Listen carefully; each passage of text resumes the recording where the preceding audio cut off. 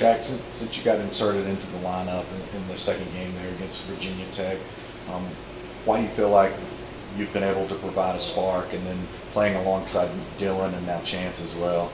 How nasty do you feel like you guys are over there on the right side? I love playing against both Dylan and Chance. Chance is my roommate, came in with me early, we're best friends. And same with Dylan. He's kind of like my big brother since I got here. So playing with those guys, Dylan, he's one of the nastiest dudes I've ever been around. Tough dude. So I love feeding off of that, and me trying to be nasty and him feed off of me a little bit. Chance is the same way. He's played through some pain, and he's had to deal with some stuff, but he's stayed on his track, and he's playing good football for us right now. And then just what's the key to you being in the lineup and now Chance, and why are you guys playing better? I think we got a group of guys that comes in and works really hard every day, and that starts from the 5 that are started on Saturday, and that goes on to the rest of the group. So I think it doesn't really matter, what group they have in there. I just know that whenever I'm in there, I'm gonna go hard, and I'm gonna lay it out on the line. And I know that's how everyone is, and especially Chance out there with me.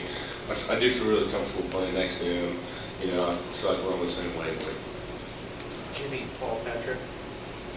Do you think that the offensive line got off to a little bit of a slow start this year, and do you think the line has improved each game since your opener?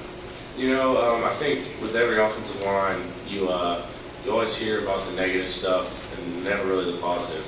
That's just how it is, and we embrace that. And I do feel like we've gotten better each week, which is what you expect and what we want. And I feel like we're coming together really close as a unit. But as far as a rough start, there are some things we need to fix, and we have. But I think the way we're playing now, we're really starting to hit our stride. And like I said, it's hard. It's a hard position because on the offensive line, and this is how it is, and we embrace it. You never get a pat on the back for doing well. You get a pat on the back for when you mess up, and that's how. Like I said, that's how it is, and we embrace that. But I love the challenge. I know our guys do, and we've really grown over. We've had some early adversity. We've really grown through that. Jack, obviously a lot of accolades for these Texas A&M defensive linemen, Myles Garrett, Deshaun Hall. But from your perspective, where do they line up with some of the defensive lines you've seen already, specifically Florida and Georgia? They're really, really good defensive line. We've definitely got our work cut out for us this week, which is how it is in the SEC. Georgia had a good defensive line. Florida had a good defensive line. I have been impressed with them watching film, and they're definitely going to be a challenge. But I think it's something that, as an offensive line, we look forward to, and we look forward to a chance to make another statement this week. Patrick and Mike. Jack, you kind of touched on it, how as an offensive lineman you only kind of hear the bad, don't hear a lot of good. When you guys were maybe struggling in those first 3 games, so I guess there was sort of a lot of criticism and stuff out there, maybe not as much the last 2 weeks. But is one of those things where you guys try to block that out, or does it fuel you, or kind of how did you guys try to go about that? It's kind of a bit of both. You kind of block it out because you can't get down on yourself. You make one bad play, you can't let it ruin the rest of your season.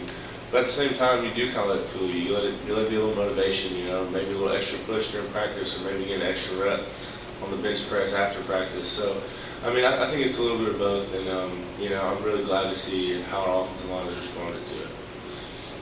Mike right here, Rob and Steve.